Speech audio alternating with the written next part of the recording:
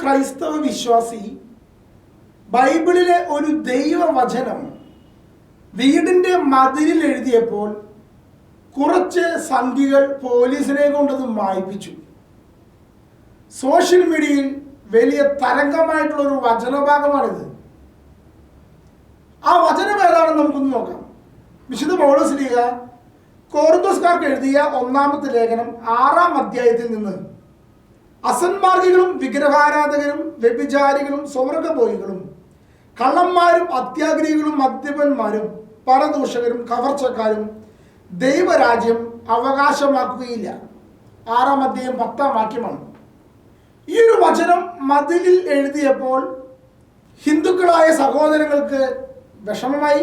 കാരണം അതിൽ വിഗ്രഹാരാധകർ സ്വർഗ്ഗരാജ്യത്തിൽ പ്രവേശിക്കുകയില്ലെന്നും കള്ളന്മാരോടും ദുർനടപ്പുകാരോടും സ്വയംഭോഗികളോടും സ്വർഗ്ഗഭോഗികളോടും എല്ലാം തുല്യരാക്കിക്കൊണ്ട് വിഗ്രഹാരാധനയെ കാണിച്ചു എന്നതുകൊണ്ടുമാണ് ആ നാട്ടിലെ കോട്ടയം ഭാഗത്തുള്ള ആ നാട്ടിലെ ആളുകൾ, ഹിന്ദുക്കൾ, പോലീസിനെ കൊണ്ട് ആ വചനം മായ്പിച്ച് കളഞ്ഞത്. അപ്പോൾ ഇതിനെതിരെ ക്രൈസ്തവർക്കൊരു വചനം പോലും മതിലിൽ എഴുതാൻ പാടില്ലേ എന്ന് ചോദിച്ചുകൊണ്ട് ഒരു വിഭാഗം ആളുകൾ അതിനെതിരെ സോഷ്യൽ മീഡിയയിലൂടെ കലാപമുണ്ടാക്കുകയും ക്രൈസ്തവ സ്വാതന്ത്ര്യം നഷ്ടപ്പെട്ടു പോയ പോലെയും ഒക്കെ പറയുക. വേറെ ചിലർ പറയുകയാണ്, ബൈബിളിലെ ഒരു വചനം മതിലിൽ എഴുതാൻ പോലും കൊള്ളാത്ത വചനമല്ല ഇത് എന്ന് പറഞ്ഞുകൊണ്ട് പറയുകയാണ്. പ്രിയപ്പെട്ട സഹോദരങ്ങളെ, ഞാൻ നിങ്ങളോട് ചോദിക്കുകയാണ്, ഈ ഒരു ദൈവവചനം വിശുദ്ധ പൗലോസ് ശ്ലീഹ കോരിന്തിലെ സഭയ്ക്ക് എഴുതിയതാണ്. ഇത് ഞാൻ പ്രത്യേകം പറയാൻ കാരണം, ഈ ഒരു വചനം പൊതുസമൂഹത്തിന് മുമ്പിൽ, അതും വിഗ്രഹത്തെ ദൈവമായി കാണുന്ന വിഗ്രഹാരാധകരായ ഭക്തിപൂർവം ജീവിക്കുന്ന ഹൈന്ദവർക്കിടയിൽ പ്രദർശിപ്പിക്കുമ്പോൾ ഒരു ക്രിസ്ത്യാനിക്ക് ലഭിക്കേണ്ട ഉപദേശം അവർക്ക് ലഭിക്കുമ്പോൾ അവർക്കിടയിൽ വിഷമമുണ്ടാവുക സ്വാഭാവികമല്ലേ? അപ്പോൾ ഈ ഒരു വചനം മതിലിൽ പ്രദർശിപ്പിക്കുമ്പോൾ അത് മനസ്സിലാക്കേണ്ട, ശ്രദ്ധിക്കേണ്ട, മറ്റു മതത്തിലുള്ളൊരു വ്യക്തിയുടെ അവരുടെ മതവികാരങ്ങളെ വ്രണപ്പെടുത്തുമെന്ന് ചിന്തിക്കേണ്ട ബാധ്യത ഒരു ക്രിസ്ത്യാനിക്കില്ലേ എന്നതാണ് പരമമായ ചോദ്യം. എന്താ അതിന് കാരണം അറിയാമോ? വിശുദ്ധ പൗലോസ് ശ്ലീഹ ഈ വചനം പറയുന്നതിന് മുമ്പ് 5-ാം അധ്യായത്തിൽ വളരെ വ്യക്തമായി ഈ വചനം എന്തുകൊണ്ട് പറഞ്ഞു എന്ന് പറയുന്നുണ്ട്. അതുകൊണ്ട് നമുക്ക് ശ്രദ്ധിക്കാം. 1 കൊരിന്ത്യർ 5-ാം അധ്യായം 10-ാം വാക്യം ഇങ്ങനെ പറയുക: ലോകത്തിലെ വ്യഭിചാരികളെയും അത്യാഗ്രഹികളെയും കള്ളന്മാരെയും വിഗ്രഹാരാധകരെയും ഒന്നടങ്കമല്ല ഞാൻ വിവക്ഷിച്ചത്. അങ്ങനെയായിരുന്നെങ്കിൽ നിങ്ങൾ ലോകത്തിൽ നിന്ന് തന്നെ പുറത്തു പോകേണ്ടി വരുമായിരുന്നു. 12-ാമത്തെ വാക്യം: പുറമെയുള്ളവരെ വിധിക്കുവാൻ എനിക്കെന്ത് കാര്യം? സഭയിലുള്ളവരെയല്ലേ നിങ്ങൾ വിധിക്കേണ്ടത്, പുറമെയുള്ളവരെ ദൈവം വിധിച്ചുകൊള്ളും. Praise the Lord. എന്താ ഈ വചനത്തിന്റെ അർത്ഥം? വിശുദ്ധ പൗലോസ് ശ്ലീഹ 6-ാം അധ്യായത്തിൽ ഇങ്ങനൊരു വചനം നൽകിയിരിക്കുന്നത് സഭയ്ക്കാണ്.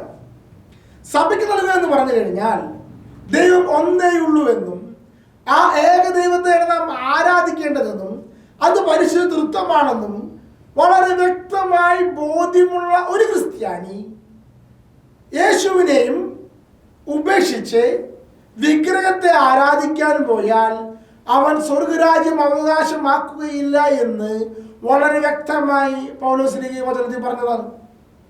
പക്ഷേ യേശു ക്രിസ്തുവിനെ അറിയാത്ത, സത്യദൈവത്തെ മനസ്സിലാക്കാത്ത ഒരു സമൂഹത്തിന് മുമ്പിൽ, വളരെ ഭക്തിയോടെ ദൈവമെന്ന് കരുതി വിഗ്രഹത്തെ ആരാധിക്കുന്നവർക്ക് മുമ്പിൽ ഈ വചനം പറയുവാൻ തനിക്കെന്ത് കാര്യമെന്ന് വിശുദ്ധ പൗലോസ് ശ്ലീഹ 1 കൊരിന്ത്യർ 5-ാം അധ്യായം 11-ാം വാക്യത്തിൽ പറഞ്ഞിരിക്കെ ഈ ഒരു വചനത്തെ മറ്റുള്ളവരുടെ മുമ്പിലേക്ക് ഇടർച്ചയ്ക്ക് വേണ്ടി മതിലിൽ എഴുതി വെക്കുന്നത് ശരിയാണോ? ഞാൻ ഈ പറയുന്നത് എന്താണെന്നറിയാമോ? ദൈവത്തിന്റെ വചനം നമ്മൾ ഉപയോഗിക്കുമ്പോൾ അത് മറ്റുള്ളവർക്ക് ഉതപ്പുണ്ടാക്കാനോ മറ്റുള്ളവർക്കുള്ളിൽ വിഷം കുത്തിവെക്കാനോ അല്ല, യേശു ക്രിസ്തുവിന്റെ സാക്ഷ്യം അവർക്ക് ലഭ്യമാക്കുന്നതിനും ക്രിസ്തുവിന്റെ സ്നേഹം അനുഭവിക്കുന്നതിനും വേണ്ടി രീതിയായിരിക്കണം വചനങ്ങൾ വേണം എഴുതാൻ. സഭയ്ക്ക് കൊടുക്കുന്ന ഉപദേശം പൊതുസമൂഹത്തിന് കൊടുക്കുമ്പോൾ ഏകദൈവ വിശ്വാസം മാത്രം വിശ്വസിക്കുന്ന സഭയ്ക്ക് ഉള്ളിലുള്ള ആളുകൾക്ക് കൊടുക്കുന്ന ഉപദേശം ബഹുദൈവ വിശ്വാസികൾക്കിടയിലേക്ക് അത് വലിയ ഇടർച്ചയ്ക്ക് കാരണമായി കൊടുക്കുമ്പോൾ അത് ശ്രദ്ധിക്കേണ്ടത് ഒരു ക്രിസ്ത്യാനിയുടെ കടമയാണ്. അതായത് ദൈവവചനം ഉപയോഗിച്ച് മറ്റുള്ളവരെ കുത്തി നോവിക്കുക എന്നതല്ല ലക്ഷ്യം. ദൈവവചനം ഉപയോഗിച്ച് മറ്റുള്ളവർക്ക് മാനസാന്തരം വരുത്തണം എന്നുള്ള ഉദ്ദേശമാണ് വേണ്ടത്. അതിന് ഭയപ്പെടുത്തുന്ന വചനങ്ങളല്ല ആവശ്യം, അതിന് സ്നേഹത്തിന്റെ വചനങ്ങളാണ് കൊടുക്കേണ്ടത്. ദൈവത്തിന്റെ സ്നേഹം അറിഞ്ഞിട്ടാണ് അവർ ഒരു ക്രിസ്തുവിനെ മനസ്സിലാക്കേണ്ടത്. ഇത് സുവിശേഷ പ്രഘോഷണത്തിന്റെ വ്യത്യസ്തമായ രണ്ട് രീതികളാണ്. യഥാർത്ഥമായ രീതിയിൽ സുവിശേഷം നൽകാൻ സാധിക്കണം. ഒരു ഉദാഹരണം പറയാം. അപ്പോസ്തല പ്രവർത്തനങ്ങളിൽ വിശുദ്ധ പൗലോസ് ഏഥൻസിലേക്ക് കടന്നു ചെല്ലുന്ന ഭാഗമുണ്ട്. അവിടെ ചെന്നപ്പോൾ നഗരം മുഴുവൻ വിഗ്രഹങ്ങൾ കൊണ്ട് നിറഞ്ഞു നിന്നുകൊണ്ട് അവന് മനസ്സിൽ ക്ഷോഭമുണ്ടായി എന്നാണ് വചനം പറയുന്നത്. എന്നാൽ അവിടെയുള്ള ഏഥൻസിലുള്ള വിശ്വാസികൾ, അതായത് മറ്റു മതത്തിലുള്ളവർ അടുത്ത് ചെന്ന് വിശുദ്ധ പൗലോസ് വിഗ്രഹാരാധന പാപമാണെന്ന് പറഞ്ഞുകൊണ്ട് അവരോട് പ്രസംഗിച്ച് അവരെ മുറിപ്പെടുത്തുകയും വേദനിപ്പിക്കുകയോ അല്ല ചെയ്തത്. മറിച്ച് പൗലോസ് വചനം നൽകുന്നതിന് വേണ്ടി എന്ത് ചെയ്തെന്നറിയാമോ? അവർക്കിടയിലുള്ള അജ്ഞാത ദേവന്റെ വിഗ്രഹം കണ്ടപ്പോൾ, അതായത് ഏത് ദൈവമെന്ന് അറിഞ്ഞുകൊണ്ട് ഏതെങ്കിലും ദൈവമുണ്ടെങ്കിൽ ആ ദൈവത്തിനും ഇരിക്കട്ടെ ആരാധന എന്ന് പറഞ്ഞുകൊണ്ട് അറിവില്ലാത്തൊരു ഒരു അജ്ഞാത ദേവനെ അവർ പ്രതിഷ്ഠിച്ചപ്പോൾ അവിടെ വെച്ച് വിശുദ്ധ പൗലോസ് പറയുക, ഇതാ ഇവിടെ പറയുന്ന അജ്ഞാത ദേവനെ ഞാൻ നിങ്ങൾക്ക് പരിചയപ്പെടുത്തി തരാം, അത് യേശു ക്രിസ്തുവാണ് എന്ന് പറഞ്ഞുകൊണ്ട് ഗ്രീക്കുകാരോട് സുവിശേഷം പറയുന്ന, വിഗ്രഹാരാധകരോട് മയത്തിൽ സുവിശേഷം പറയുന്ന വിശുദ്ധ പൗലോസ് ലീഗായെ നമുക്ക് അപ്പോസ്തല പ്രവർത്തനങ്ങളിൽ കാണാം. പൗലോസ് ലീഗ വിജാതിയുടെ സുവിശേഷം പ്രസംഗിക്കുന്ന വിജാതിയുടെ അപ്പോസ്തലനാണ്. അദ്ദേഹത്തിന് അറിയാം എങ്ങനെയാണ് മറ്റു മതത്തിലുള്ള സാധാരണക്കാർക്കിടയിലേക്ക് കടന്നു ചെല്ലുമ്പോൾ സുവിശേഷം പറയേണ്ടതെന്ന് വളരെ വ്യക്തമായിട്ട് അറിയാം.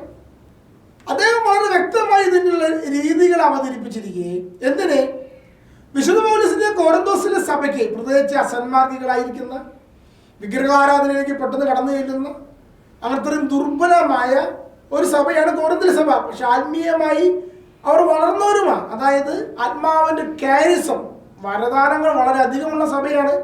എന്നാൽ അവരുടെ ധാർമ്മികത നിലവാരം വളരെ കുറവാണ്.